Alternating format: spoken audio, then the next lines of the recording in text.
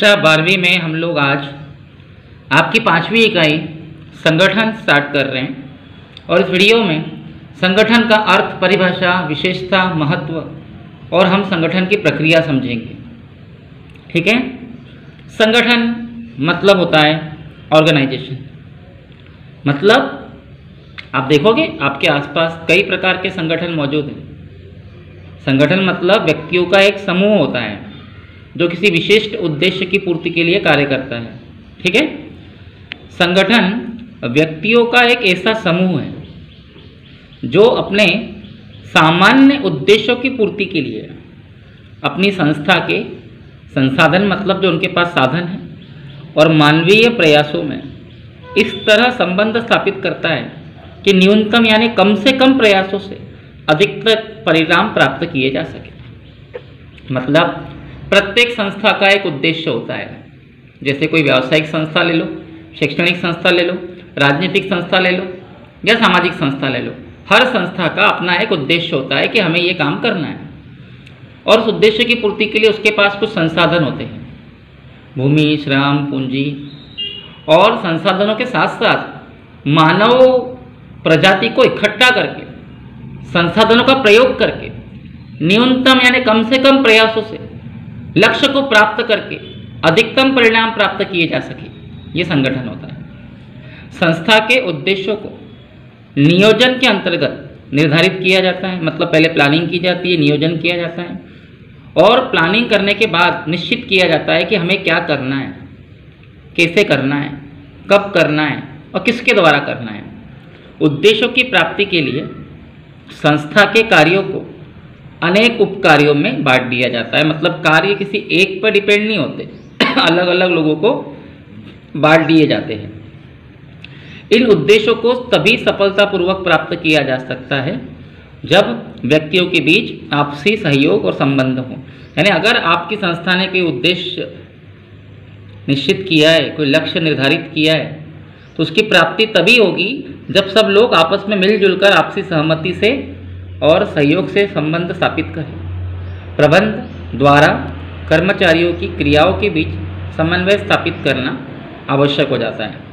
एक संस्था में अनेक विभाग होते हैं, क्रय विभाग, उत्पादन विभाग, विक्रय विभाग, लेखा विभाग। इनमें अनेक कर्मचारी भी काम करते हैं और नियुक्त सभी कर्मचारी सभी विभागों में काम करते हैं। ठीक है। जिन्हें कार्य की पूर्णता के लिए अधिकार और दायित्व सौंपे जाते हैं। बोलने का मतलब यही है कि एक संस्था में एक उद्देश्य होता है और उस उद्देश्य की प्राप्ति के लिए संस्था कार्य करती है और एक कार्य को अनेक विभागों में बांट देती है और हर विभाग में कई प्रकार के कर्मचारी कार्य करते हैं और प्रत्येक विभाग के कर्मचारियों का आपसी तालमेल, आपसी समन्वय और आपसी संबंध ही संगठन होता है जो एक विशेष उद्देश्य की पूर्ति के लिए कार्य करता है। ठीक है। अब हम संगठन की परिभाषा पढ़ेंगे। संगठन की परिभाषा जो है, अगर आप देखें तो संक्षेप में पहले पढ़ लेते हैं अपन।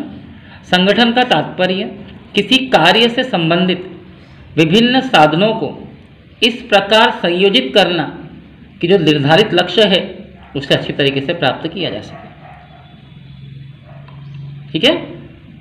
उसके बाद प्रोफेसर एच.एल. हेने के अनुसार किसी सामान्य उद्देश्य या उद्देश्यों की प्राप्ति के लिए विशिष्ट अंगों का मैत्रीपूर्ण संयोजन ही संगठन है।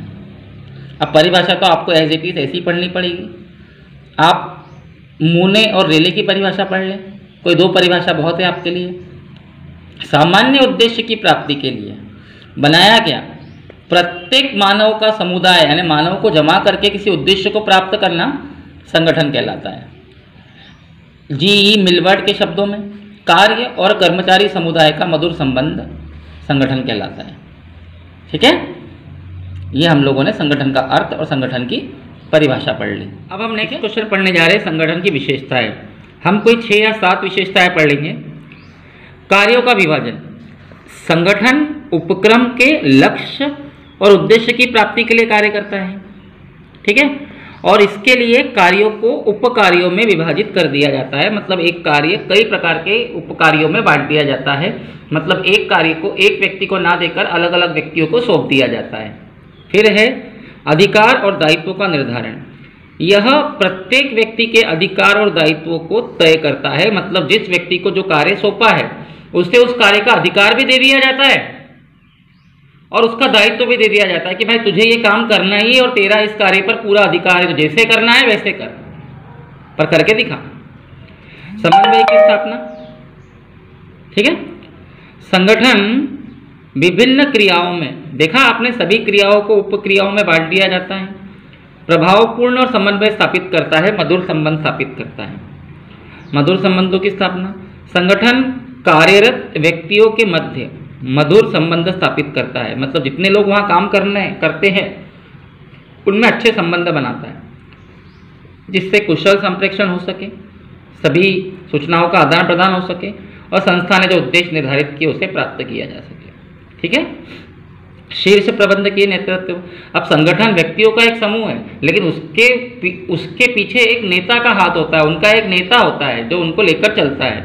तो संगठन शीर्ष प्रबंधकीय, मतलब जो उच्च प्रबंध है, नेतृत्व के अंतर्गत कार्य करता है। मतलब उच्च प्रबंधक द्वारा दिए गए ही सूचनाओं का आदान प्रदान करता है और निर्देशों का पालन करता है, अपने मन से कोई कार्य नहीं करता है। फिर सुविधाजनक माध्यम, संगठन निर्णयन को सुविधाजनक बनाने का एक माध्यम है। मतलब जो व्यवसाय में, उपक्रम में, संस्था में निर्णय लिए जाते हैं वो संगठन की सहायता से लिए जाते हैं, ठीक है।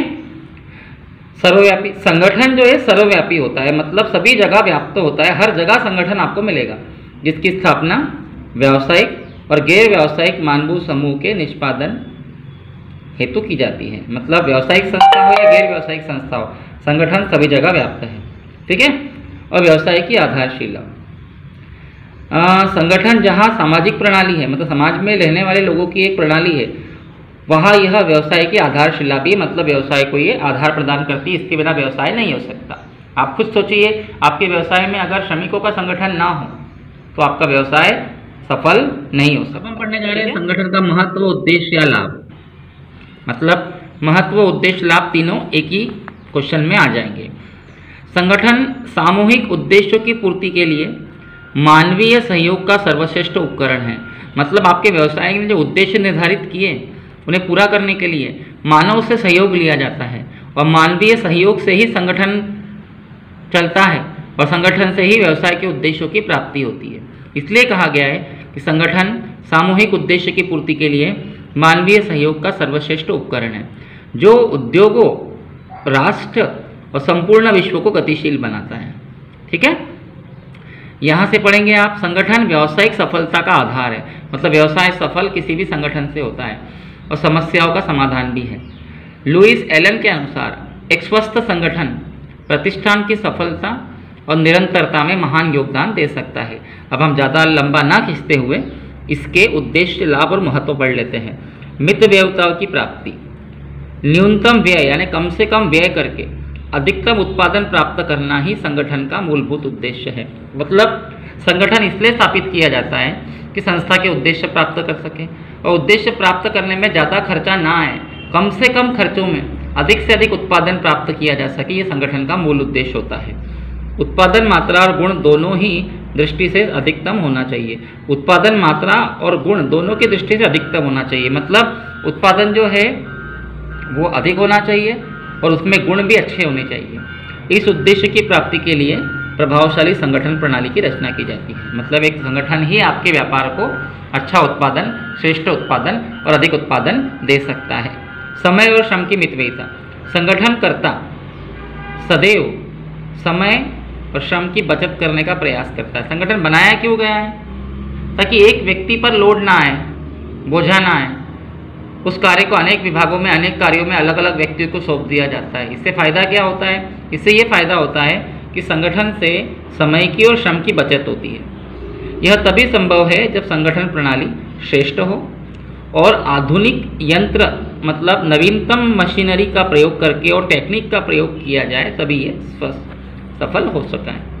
श्रम और पूंजी में मधुर संबंध, श्रमिक जो व्यापार में कार्य करते हैं और प्रबंध जो उनसे कार्य लेते हैं, उनके बीच मधुर संबंध बनाए रखना संगठन का महत्वपूर्ण उद्देश्य है। सोचो, अगर श्रमिकों और प्रबंधकों के बीच मधुर संबंध ना हो तो वहाँ हड़ताल, तालाबंदी जैसी घटनाएं सामने आएगी, इससे व्यवसाय सफल नहीं हो पाएगा। इस हेतु विविध प्रकार की प्रेरणाएं दी जाती हैं और श्रमिकों में संतोष और सहयोग की भावना बनी रहे। मतलब श्रमिक संतुष्ट हो, श्रमिक प्रबंधक का सहयोग करते रहे, इसके लिए विशेष प्रकार के प्रयास किए जाते हैं और ये संगठन से ही सफल हो पाता है। सेवा की भावना, प्रत्येक व्यावसायिक संस्था का उद्देश्य लाभ कमाना तो होता है, किंतु लाभ कमाने के साथ साथ सेवा की भावना को जागृत करना भी संगठन का उद्देश्य है। मतलब संगठन का एक ही उद्देश्य होता है लाभ कमाना, लेकिन लाभ कमाना ही एक महत्वपूर्ण उद्देश्य नहीं होता। सबकी सेवा करना, सबको साथ लेकर चलना, ये भी संगठन का उद्देश्य होता है।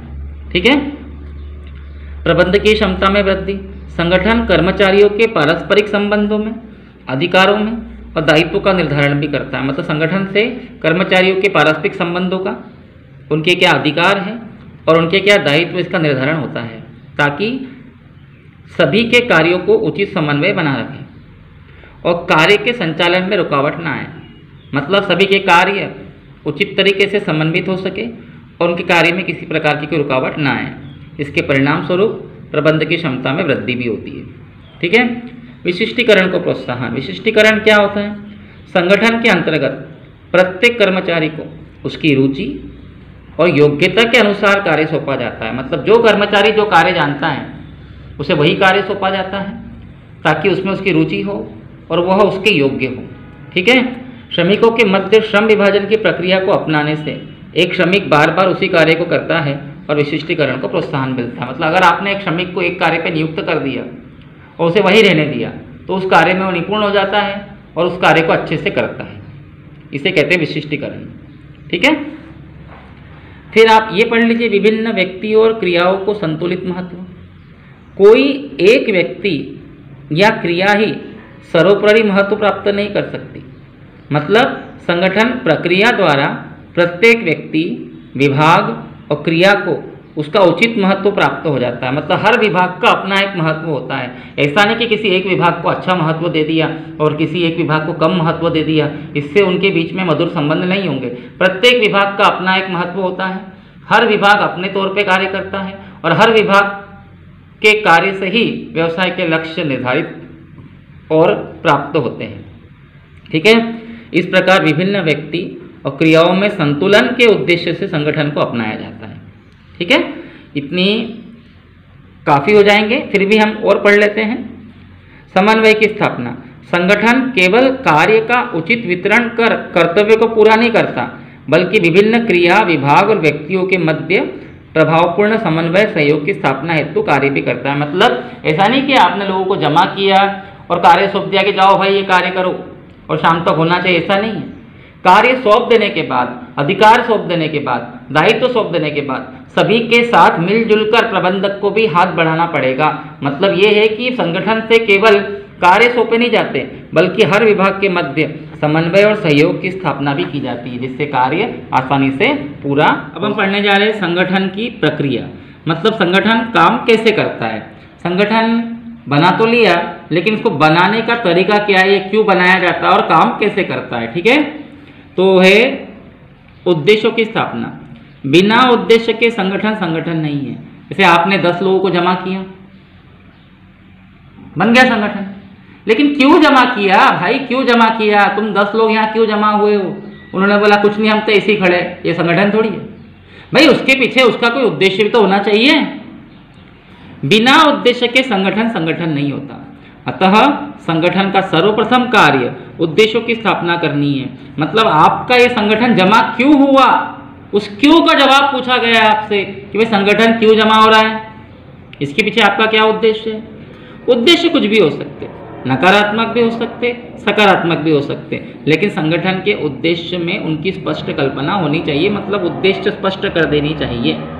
बिना उद्देश्य के संगठन कैसे होगा भैया। ठीक है। फिर है क्रियाओं का निर्धारण। संगठन के उद्देश्यों की स्थापना करने के पश्चात, मतलब उद्देश्य स्थापित कर दिए आपने कि आप लोग 10 लोग यहाँ जमा हैं, आपका ये उद्देश्य है, आप ये काम करो। आप उद्देश्य तो स्थापित हो गया, लेकिन उद्देश्य स्थापित करने के बाद उद्देश्यों को ध्यान में रखते हुए विभिन्न कर्मचारियों द्वारा किए जाने वाले कार्यों का निर्धारण किया जाएगा कि भैया आपका ये उद्देश्य है, अब ये व्यक्ति ये कार्य करेगा, ये व्यक्ति ये कार्य करेगा और ये व्यक्ति ये कार्य करेगा। सभी को अलग अलग कार्य सौंप दिए जाते हैं। इसमें कार्य प्रकृति, आकार और उद्देश्य को ध्यान में रखा जाता है। कार्य की प्रकृति क्या होगी, आकार क्या होगा, उद्देश्य क्या होगा।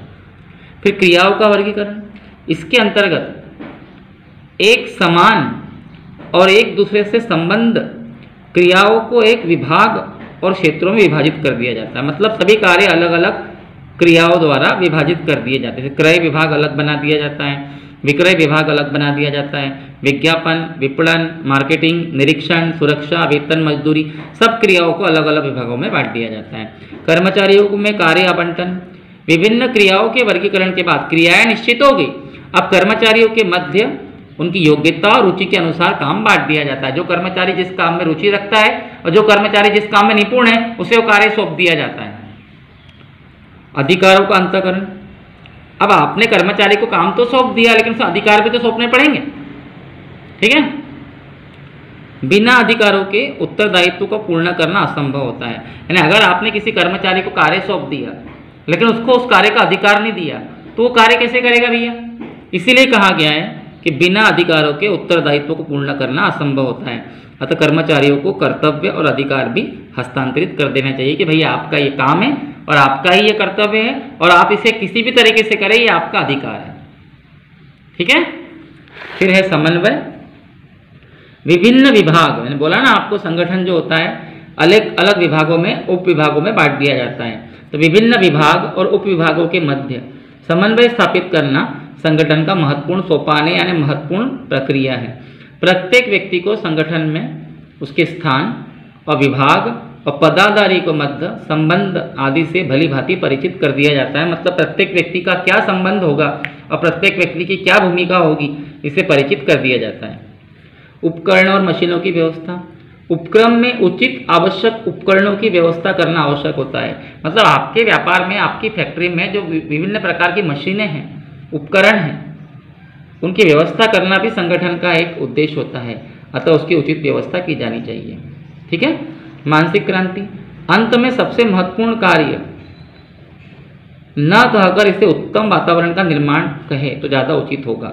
मतलब एक अच्छा वातावरण निर्मित किया जाए, इसके तहत कार्य का उचित वातावरण तैयार किया जाता है। मतलब मानसिक रूप से कर्मचारी को संतुष्ट करना, ये भी संगठन का एक कदम होता है, ठीक है।